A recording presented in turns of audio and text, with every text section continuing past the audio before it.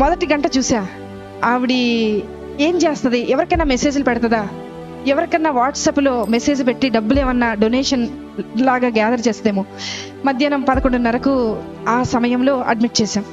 12:30 అవ్వింది. అందరినీ అడిగా, ఆవిడ ఉన్నారు కదా, ఆవిడ ఏం తిన్నారో ఒకసారి అడుగుతారంటే మా నర్సులు అందరూ అన్నారు, మేడం ఆవిడ మోకరించింది, ప్రార్థన చేస్తుంది, అసలు మేము వెళ్తున్నా పక్కకి తప్పుకోవట్లేదు మేడం, మేము అలాగే ట్రీట్మెంట్ చేసి వచ్చేస్తున్నాం అన్నారు. సరే ఆవిడని డిస్టర్బ్ చేయదు. మధ్యాహ్నం 1:30 అయింది, చూశాను ప్రార్థన చేస్తుంది. సాయంత్రం 4:30 అయింది, చూశాను ప్రార్థన చేస్తుంది. రాత్రి 6:30 అయింది, చూశాను ప్రార్థన చేస్తుంది. రాత్రి 9:30 అయింది, చూశాను ప్రార్థన చేస్తుంది.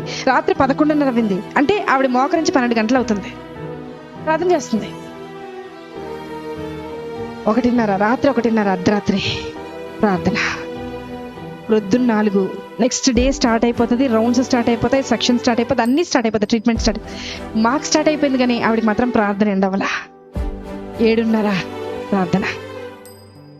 మరుసటి రోజు 8:30 ప్రార్థన. 9ంటికి బిల్ వచ్చేస్తుంది జనరేట్ అయ్యి. ఆ రోజుకి డే స్టార్ట్ అవ్వాల్సిన బిల్ వచ్చేస్తుంది. బిల్ వచ్చింది.